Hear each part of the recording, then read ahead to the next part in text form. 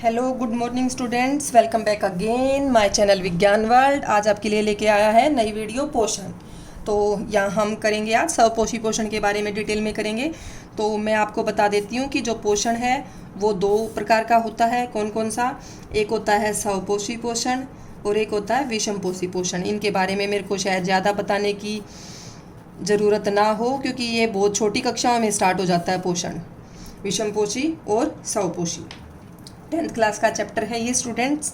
अब स्वपोषी पोषण कौन सा होता है? जिसमें जो ऊर्जा का स्रोत है तो वो अकार्बनिक होता है। कैसा होता है? अकार्बनिक। अकार्बनिक जैसा कि नाम से लग रहा है, जिसमें कार्बन नहीं होता। अकार्बनिक स्रोत होता है ऊर्जा का। और विषमपोषी में होता है कार्बनिक स्रोत। ठीक है। जैसे हम विषमपोषी में इंसान मनुष्य भी आते हैं, तो हम क्या लेते हैं भाई? हम कार्बोहाइड्रेट लेते हैं, प्रोटीन लेते हैं, वसा लेते हैं। तो वो सभी कार्बन के स्रोत हैं, कार्बन के यौगिक हैं। लेकिन जो पौधे लेते हैं वो अकार्बनिक स्रोत होता है। छोटे छोटे अणु होते हैं, उन्हीं से क्या बना लेते हैं? वो अपना भोजन बना लेते हैं। ठीक है। तो अकार्बनिक स्रोत किस प्रकार के हैं? जैसे कार्बन डाइऑक्साइड होगी, जल हो गया H2O। तो ये छोटे छोटे अणु हैं साधारण से, जिनसे वो अपना भोजन बना लेते हैं। ठीक है। अब जो ये विषमपोषी हैं, विषमपोषियों को का जो ये स्रोत है ये काफ़ी बड़ा है, इसलिए इन्हें तोड़ने के लिए उनको जैव उत्प्रेरक की आवश्यकता होती है। किसकी आवश्यकता होती है? जैव उत्प्रेरक। तो जैव उत्प्रेरक क्या होते हैं स्टूडेंट्स? मैं आगे जब वो मनुष्य में करवाऊंगी मैं, तो तब आपको बताऊंगी कि एंजाइम बोलते हैं इन्हें। ये क्या है? जो बहुत ही जटिल जो अणु हम लेंगे भोजन में, कार्बन के जो स्रोत हैं वो काफ़ी जटिल संरचना होती है उनकी। तो उनको तोड़ने के लिए, साधारण संरचना में तोड़ने के लिए कुछ उत्प्रेरक कार्य करते हैं, और ये जीवों के शरीर में कार्य करते हैं, इसलिए इन्हें जैव उत्प्रेरक बोल रहे हैं या एंजाइम भी बोलते हैं। ठीक है। तो एंजाइमों की आवश्यकता होती है। ठीक। तो ये हो गया हमारा स्वपोषी और विषमपोषी पोषण। तो हम इस वीडियो में स्वपोषी पोषण के बारे में करेंगे। अब स्वपोषी पोषण में सबसे मेन आती है, आपने छोटी कक्षाओं से पढ़ा होगा, प्रकाश संश्लेषण की प्रक्रिया। प्रकाश संश्लेषण की कब से पढ़ते आ रहे हो कि भाई हरे पौधे वो क्या करते हैं? प्रकाश संश्लेषण करते हैं। तो प्रकाश संश्लेषण की जो प्रक्रिया है, मैं आपको उसकी रिएक्शन करवा देती हूँ कि कार्बन डाइऑक्साइड है और जल, ये दोनों मिलके क्या बनाएंगे? आपका ग्लूकोज बनाएंगे, भोजन बनाएंगे। C6 होता है H12O6। ये हो गया आपका ग्लूकोज, और ऑक्सीजन गैस निकलेगी, और ऑक्सीजन के साथ में कुछ जल के अणु भी निकलते हैं। ठीक है। तो अगर हम इसको संतुलित करते हैं, इस अभिक्रिया को, तो वैसे तो इसको संतुलित करना बिल्कुल याद रहता है। 6 CO2 के अणु होते हैं, 12 होते हैं, 12 होते हैं जल के, और 6 जल के निकलते भी हैं, और 6 ही निकलते हैं ऑक्सीजन के। ये एक बनता है, ग्लूकोज का एक अणु बनता है। ठीक है। ये क्या है? ग्लूकोज।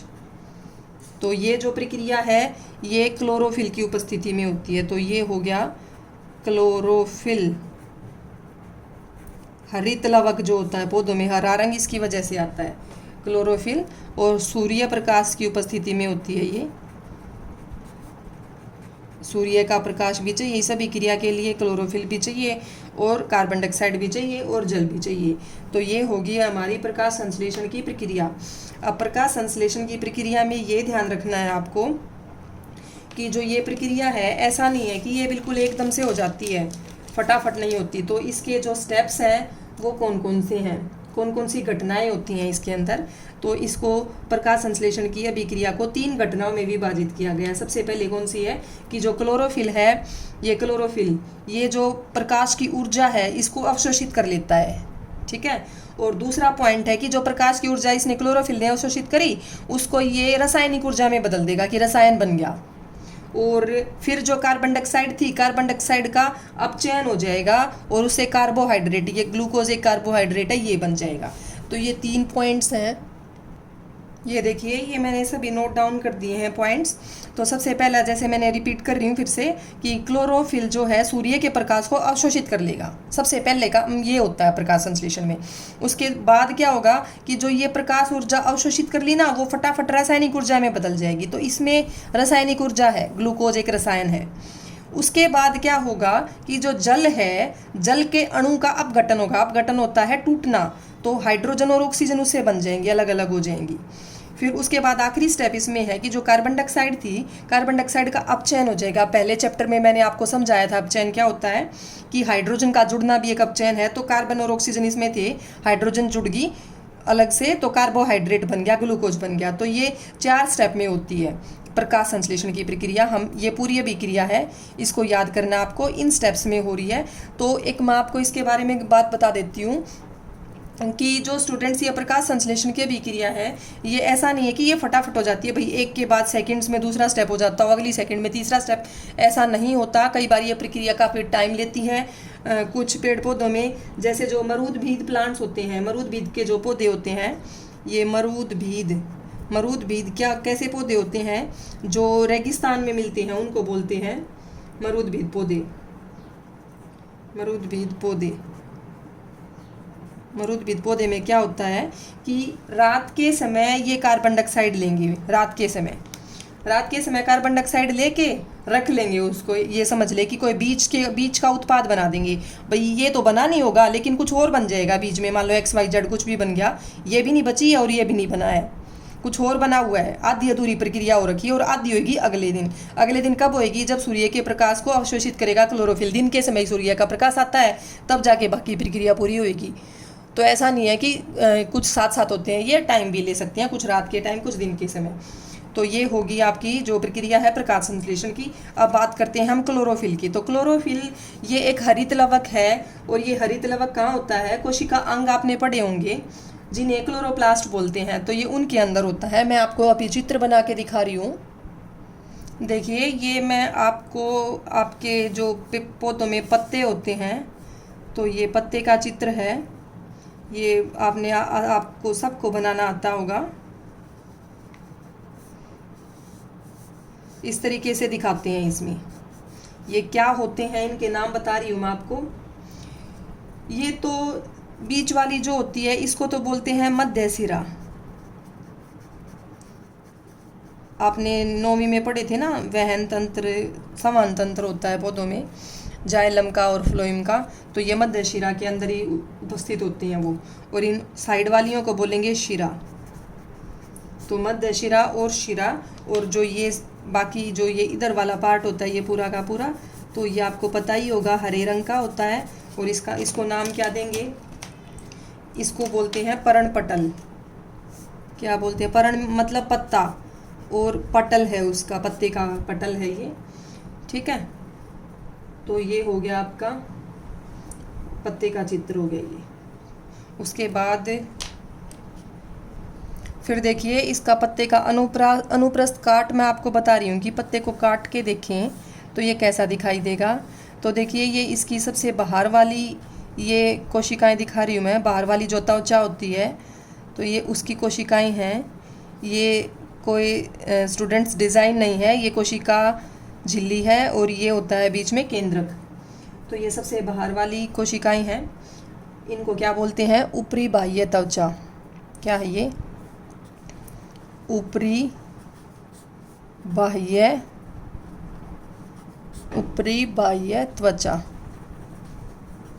ठीक है। बाहर वाली है ये ऊपरी बाह्य त्वचा। बाह्य को ऐसे भी लिखते हैं, बाह्य को लिखने का दूसरा तरीका भी होता है, ठीक है।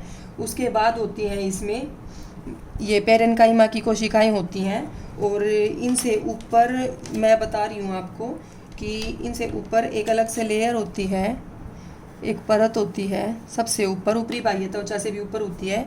इसको बोलते हैं मोमी क्यूटिकल। क्या होती है ये, मोमी क्यूटिकल। ये जो पानी का वाष्पन होगा तो उसको भी रोकती है। ये चिकनी होती है, ये मोम से बनी हुई, मोम की तरह, तो ये वाष्पीकरण की प्रक्रिया को भी रोकती है, ठीक है। उसके बाद देखो, जैसे इसमें बीच बीच में होते हैं, ऐसे लंबी कोशिकाएं होती है पेरेन्काइमा की।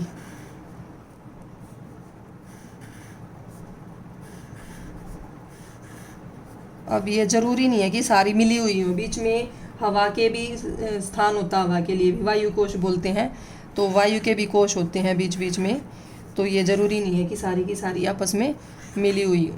ठीक है, अब इन सभी के अंदर आपने देखा होगा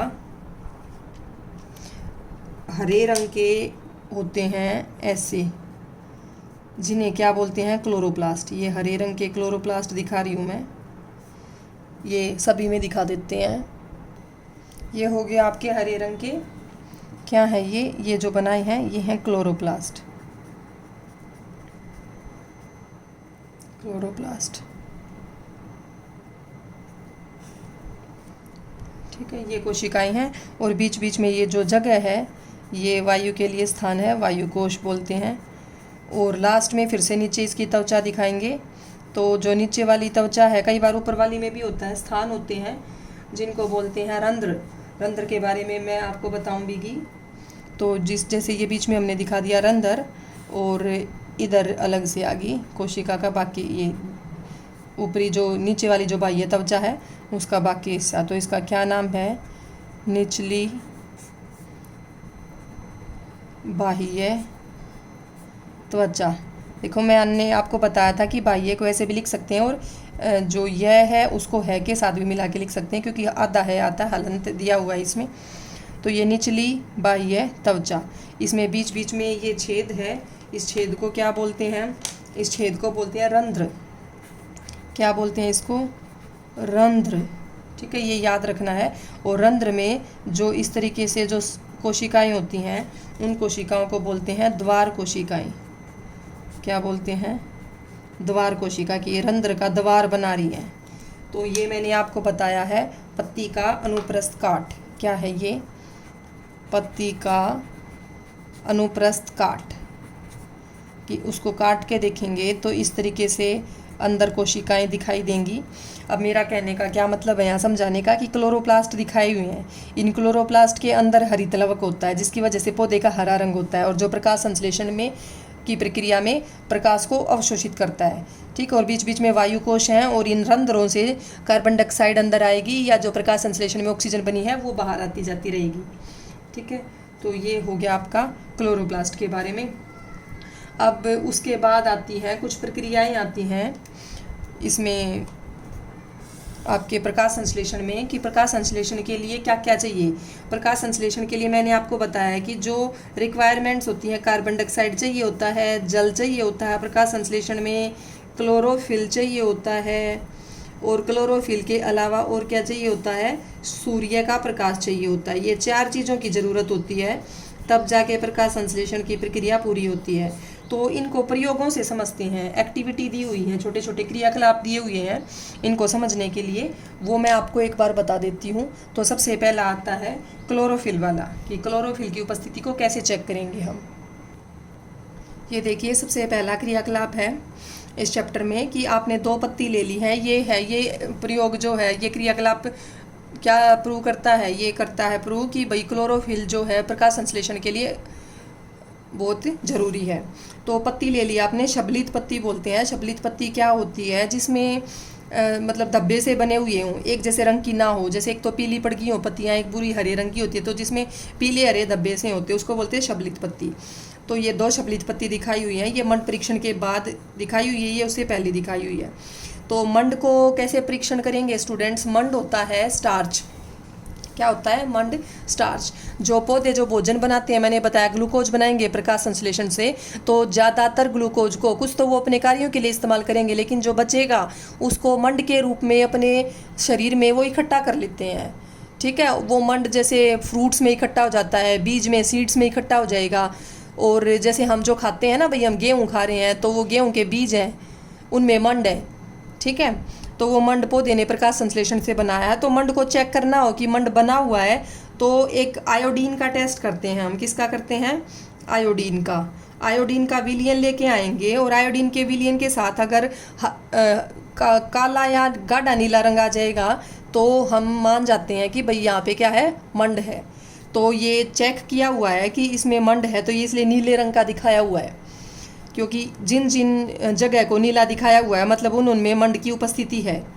तो ये कहाँ मिली है मंड की उपस्थिति? जो जो पार्ट पहले हरे रंग के थे वहाँ वहाँ नीला काला रंग आ गया, क्योंकि उन्हीं उन्हीं जगह में क्या था, मंड बना हुआ है। तो हरे जगह का मतलब उनमें क्लोरोफिल था, और क्लोरोफिल जिस हिस्से में था उसी में मंड बना है, क्योंकि क्लोरोफिल इससे क्या पता चलता है, प्रकाश संश्लेषण के लिए आवश्यक है। अब ये सारी प्रक्रिया करने से पहले हमें 2-3 स्टेप में इसको लेके चलना है। सबसे पहले क्या करेंगे, जो भी हमने पौधा लिया है उसको 3 दिन तक अंधेरे कमरे में रख देंगे। अंधेरे कमरे में इसलिए रखेंगे स्टूडेंट्स कि जो उसमें पहले से मंड बना हुआ है वो सारा का सारा यूज हो जाए। अब मान लो यहाँ बीच में और कहीं पे भी अगर मंड होता तो वहाँ पे भी नीला काला रंग आ जाता, उसको सारे को यूज़ करना है ताकि नए को हम चेक कर पाएँ कि कहाँ बन रहा है मंड और कहाँ नहीं बन रहा। तो पहले वाले को ख़त्म करना है, तो अंधेरे कमरे में रख दिया 3 दिन के लिए। फिर उस पौधे को 6 घंटे 3 दिन के बाद 6 घंटे के लिए धूप में रखेंगे। धूप में रख दिया, सेकंड पॉइंट आ गया। फिर उसकी पत्ती तोड़ ली और हरे वाले भाग को कह रहे हैं भाई निशान लगा लो हरे वाले भाग पे। फिर उसको उबलते पानी में डालेंगे, फिर अल्कोहल में डालेंगे, गर्म करेंगे। इसको किस लिए गर्म करेंगे कि ताकि सारा का सारा क्लोरोफिल निकल जाए। क्लोरोफिल को निकाल लेंगे। अब क्लोरोफिल निकालने के बाद चेक करेंगे इसे आयोडीन से। तो आयोडीन जो है उसी जगह में रंग देगा नीला काला रंग जहाँ पहले क्लोरोफिल की उपस्थिति थी। मंड वहीं बना होगा जहाँ पे पहले क्लोरोफिल था, क्योंकि क्लोरोफिल ही प्रकाश संश्लेषण के लिए आवश्यक है। और उन्हीं जगह में मंड बना होगा जहाँ ग्लूकोज बना होगा, जहाँ प्रकाश संश्लेषण की प्रक्रिया हुई है। तो इस क्रियाकलाप से हमें पता चलता है कि क्लोरोफिल जो है वो प्रकाश संश्लेषण के लिए आवश्यक है। अब आ गया कि CO2 आवश्यक है कि नहीं। तो ये CO2 के लिए एक और इन्होंने क्रियाकलाप दिया हुआ है। तो इसमें क्या किया कि 2 पौधे ले लिए, दोनों पौधों को बेल जार से ढक दिया, ठीक है। और दोनों में एक में एक वाच ग्लास रख दी। ये दिखाई हुई है वाच ग्लास कांच की। इसमें एक पोटेशियम हाइड्रोक्साइड होता है KOH। मैं आपको अमल क्षारक वाले चैप्टर में बता चुकी हूँ ये सब अच्छे से। तो पोटेशियम हाइड्रोक्साइड रख दिया एक में वाच ग्लास में, दूसरे में नहीं रखेंगे। अब ये प्रयोग भी स्टार्ट करने से पहले क्या करना होगा, आपको 3 दिन अंधेरे कमरे में रखना होगा इसको, ताकि जो पहले से बनी हुई मंड है वो सारी इस्तेमाल हो जाए, बचे ही नहीं। उसके बाद फिर धूप में रखना होगा 6 घंटे, ताकि जो नई मंड है वो बन जाए। अब हम इसमें क्या करेंगे, वाच ग्लास एक में रख दी, तो वाच ग्लास में पोटेशियम हाइड्रोक्साइड है। इसका क्या काम है, पोटेशियम हाइड्रोक्साइड करता है जो CO2 है उसको अवशोषित कर लेगा। तो जो यहाँ पे CO2 होगी आसपास कार्बन डाइऑक्साइड, उसको अवशोषित कर लेगा ये इस पौधे में नहीं रखा हमने KOH पोटेशियम हाइड्रोक्साइड, तो यहाँ अवशोषित नहीं होगी। और CO2 प्रकाश संश्लेषण के लिए चाहिए, तो इसमें प्रकाश संश्लेषण हो गया होगा, हम अंदाजा लगा रहे हैं। इसमें नहीं हुआ होगा क्योंकि इसमें CO2 अवशोषित कर ली KOH ने, पोटेशियम हाइड्रोक्साइड ने। अब पता कैसे लगाएंगे कि भाई कौन से में हुआ है और कौन से में नहीं हुआ है।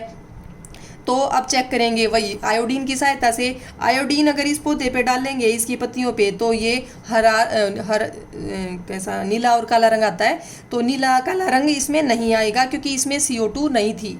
अब इसमें नीला काला रंग आराम से आ जाएगा क्योंकि इसमें CO2 थी। तो इससे पता चलता है कि CO2 भी प्रकाश संश्लेषण के लिए बहुत ही आवश्यक है। ऐसे स्टूडेंट्स आप जल को भी चेक कर सकते हैं, जल का भी प्रयोग आप घर पे भी कर सकते हैं कि एक पौधे को जल दे दो और एक पौधे को जल मत दो।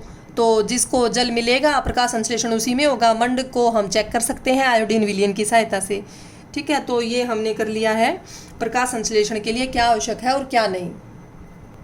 छोटा सा टॉपिक और बचा हुआ स्टूडेंट्स, इसको भी कर लेते हैं, रंध्र व वात रंध्र।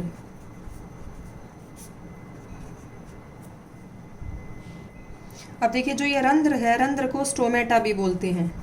क्या बोलते हैं, स्टोमेटा, ठीक है। इसको वात रंध्र को लेंटिसल बोलते हैं। ले है ये लेंटिसल, अंग्रेजी में बोलते हैं, स्टोमेटा भी बोलते हैं रंध्र को। तो ये होता है रंध्र, जिससे वायु का आदान प्रदान होता है गैसों का। कार्बन डाइऑक्साइड जैसे इसमें प्रकाश संश्लेषण में अंदर आएगी और ऑक्सीजन बाहर जाएगी, और अगर ये श्वसन करेंगे तो ऑक्सीजन अंदर आएगी, कार्बन डाइऑक्साइड बाहर जाएगी। तो इसके दोनों तरफ होती हैं द्वार कोशिकाएं।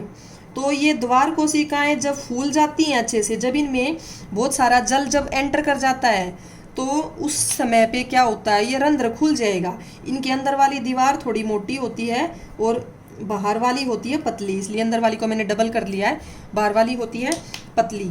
तो ये जो बीच में दिखाया हुआ जो छेद है उसी को बोलते हैं रंध्र, और ये साइड वाली क्या है, ये द्वार कोशिकाएं हैं।